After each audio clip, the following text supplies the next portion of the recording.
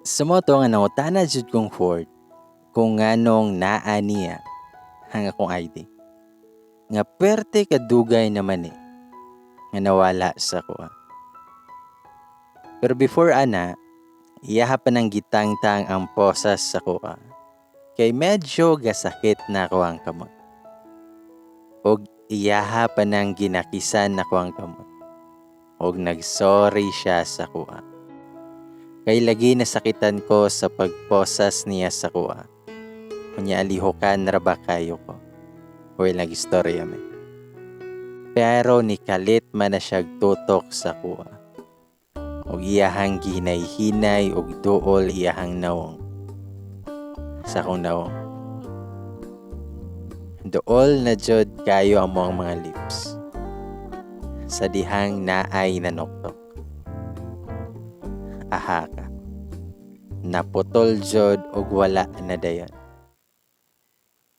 Sa matong niingon si Ford nga iyahang abrihan daw.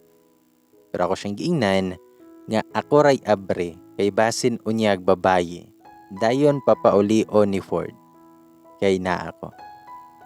Ning sigar ginang mata ni Ford. Ug ako, nitindog ko dayon, ug akong yabrihan ang portahan. Pero natingala man ko. Kay naaman si Doc Martin. Nag-unsa na sabni siya dire. Nangutana pa siya kung nakadisturbo ba daw siya.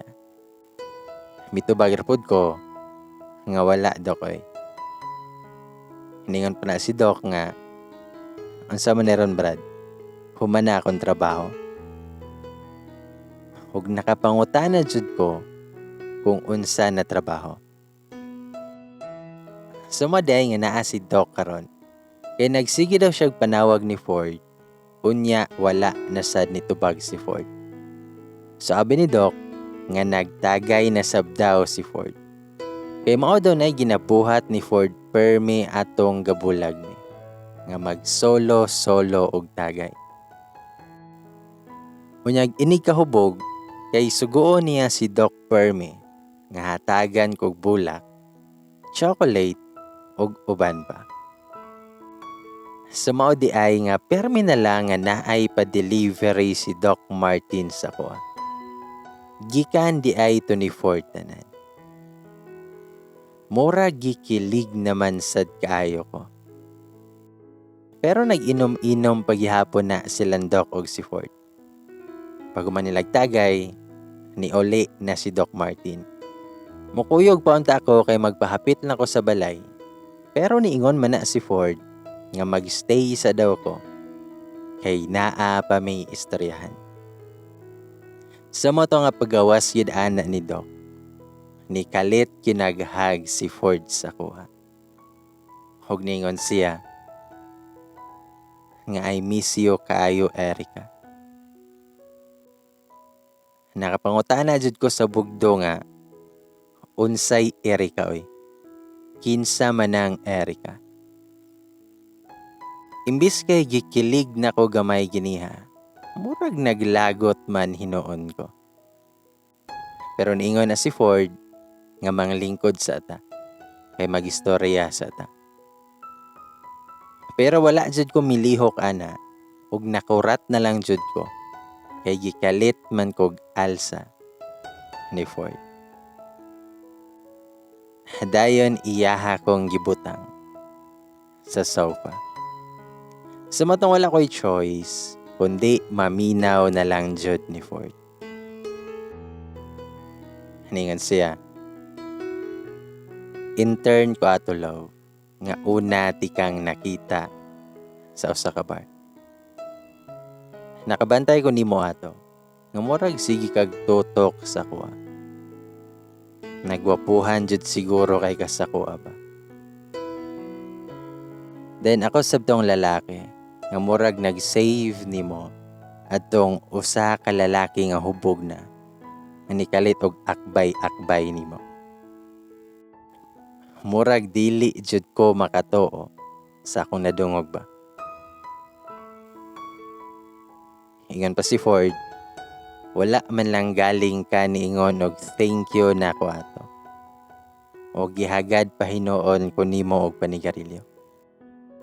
Nagkatawa na lang jud hinuon ko sa iyahang mga gipang-ingon nga murag dili gihapon ko kato. Then nakita na pud ti kag balik ato sa isa gihapon ka bar. Nakasuot ka og black nga dress. Ug feeling na ako hubog na kay kaato. Kinangawat man kag kiss sa ko. Aha ka. Medyo naulaw jud ko. Kay naama ko'y nahinumduman nga murag naa jud ko'y mga kabuang nga gibuhat sa una. What a destiny man jud kayo ba?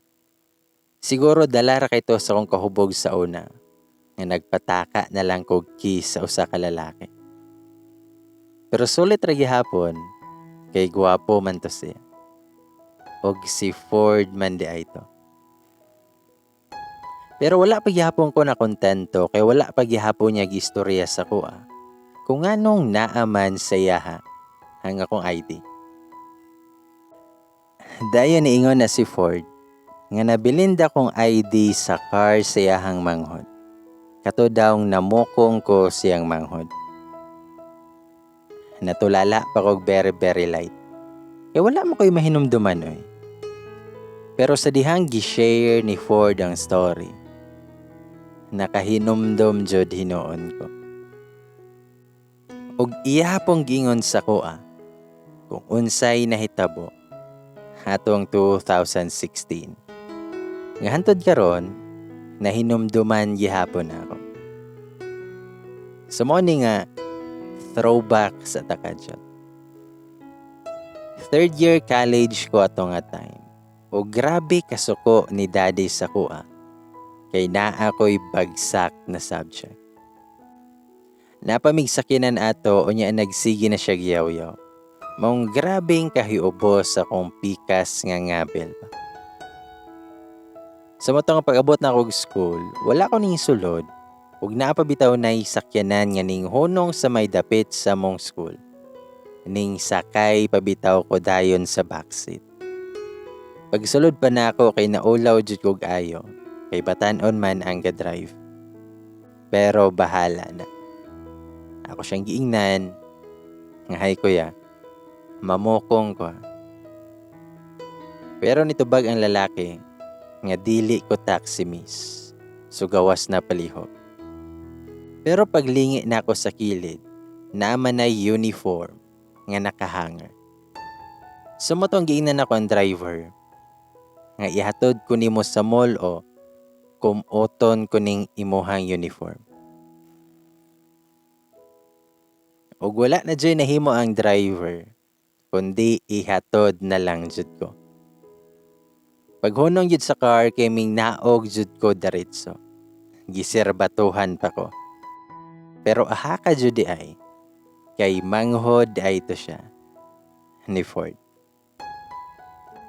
Then after pila ka tuig ato, 2016 na. Pagkakita yun ako sa picture ni Simon o katong babae, nag-init jod akong ulo. Nga suko jod kayo ko. Pero unsa pa man ako mabuhat. Humana.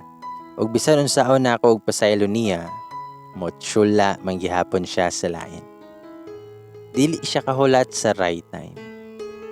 Gichitan ko niya. Gibitray ko sa lalaki nga pinaka-love na ko. Ato nga time. Sa moto nga wala na ko kabalo kung asa ko ato dapit. Basta kay nagsunod ra ko sa kalsada. Bahala nag-asa ko ani padulong. Dili na ko ma-imagine kung paunsa to. Basta kay murag in just a snap lang jud. Naisakyanan nga nigtagbo sa kuha nga kusog kaayo ang padagan. Unya murag kurbadahon pa yun ang dalan. Ning mata na lang jud ko. Nagasakit kay akong ulo. Ug dili na ko malihok akong tiil. Nga paminaw na ako murag kamatyunon na jud ko. Kay naa man ay dugo nga gatulo sa akong ulo. Ug blurred na kaayo akong panglantaw. Nga sakit kaayo ibuka ako ang mata. Naalang ko nabantayan Nga sigig panawag sa kuha. Nga miss, okay ra ka miss. Pero di na dyan ako malihok akong ulo. Pero nagsigi lang yun nagpanawag ang usa ka lalaki. Niingon ko nga, kuya, tabangi kuya. Sakit kaya kung tiil o ako ang ulo. Nangutana pa na ang lalaki kung malihok ba daw na ako ang kumago sa tiil. Ako siyang giingnan nga malihok raman kuya. Tinapa na siya gipang pabuhat sa kuha.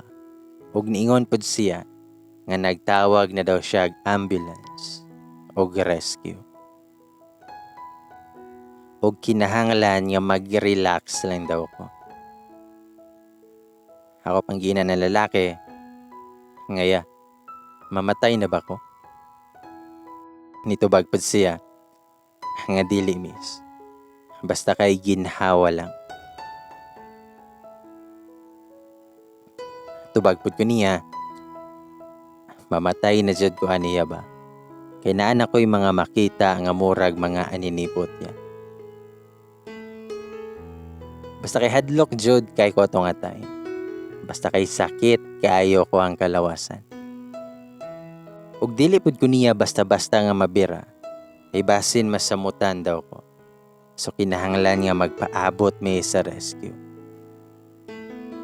Ug ambot lang jud kay naistorya nako sa lalaki nga. Kuya, pwede ko nimo kantahan? Natingala pa ng lalaki ug nakapangutana ko ngano. Ako siyang giingnan nga mag-jam lang sa taya. Mintras wala pa ang rescue. Nagpamugos jud ko sa lalaki nga kantahan ko niya. Kay basin mamatay nako. Nangutana pa na siya kung unsa nakanta. Ako siyang giingnan nga bahay kubo ya. Ambot lang kung nganong bahay kubo jud akong unang nalitok. Nangutana pa ng lalaki kung nganong bahay kubo lagi. Ako siyang giingnan nga wala man gud ko'y kaon-kaon og kulay. Unyaan akong lola nga walay tao nga makasulod sa langit kun dili makakaon og gulay. Basin pwede raya kung kanta lang. Basin pwede ra kay San Pedro. Basin pasakaon ra ko niyag langit. Og nakabantay jud ko nga nikatawa ang lalaki. Pero ni okay ra na siya. Og iyaha kong gikantahan. Og nindot man di ay nigtingog si kuya ba. Sumotong naminaw ra ko nga gakanta siya og bahay kubo. Pero pag humanya kanta, naman na siya gilaktawan nga isa ka gulay. Ako siyang ingnan, kulang man ang mga gulay. Nitubag siya, oo, nay isa wa na ko gyapil og kanta, kay dili ko ganahan mo kaon. Nangutana pod ko niya kung unsa na gulay. Ningon ang lalaki, nga patola.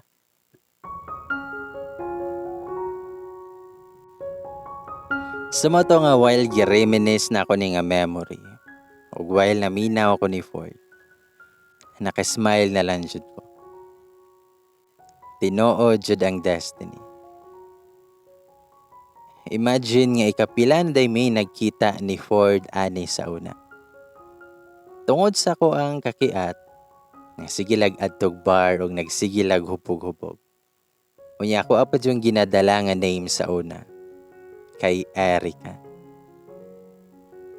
Ug katong time nga nadisgrasya ko sa una, si Ford man di ito nga lalaki ba. So nakaingon na lang jud ko nga destiny na jud ba. Unya si Ford kay nagngisi-ngisi ra po na ang ama.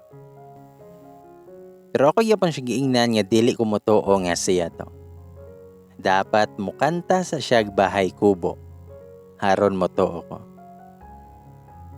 Nag-ismile lang gina siya. Og iyahan akong gikantahan. Pero wala man niya na humana. Kaya akong giingnan nga mag-shower sa talaw. Tubag ko niya nga panguyabis ako balik. Pero wala man na siya ni tingog ug iyaharaman kong giaswatan. Pero ako siyang giingnan nga kadlaw naman. Mga tulog na lanta. Nitubag si Ford nga maghimo sa tag mga daghang memories lo. Aha ka. Memories daw, pero nganong sa CR man may padulong. Nganong sa CR man may nanulod. Og dito jud nahitabo. Ang dugay na nakong gimingaw nga ginabuhat ni Ford sa kuha. Basta kay perte kalami. Napanay pa honghong si Ford sa kuha nga.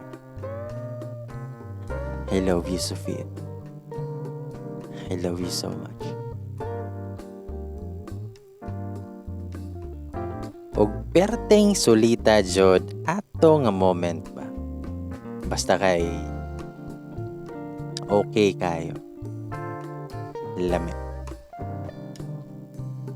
Sa mga to nga after ato, miadto nagbalay si Ford aron ipahibalo sa akong pamilya.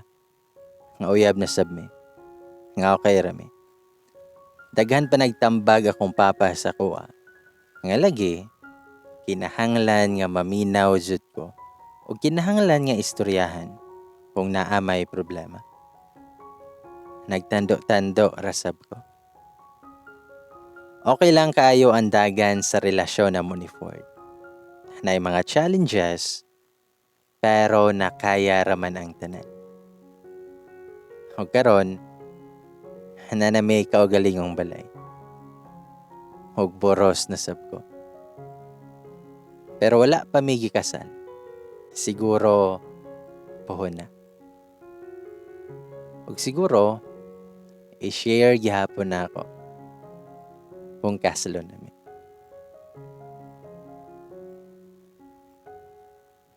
Ladies and boys, doon ang tagingon.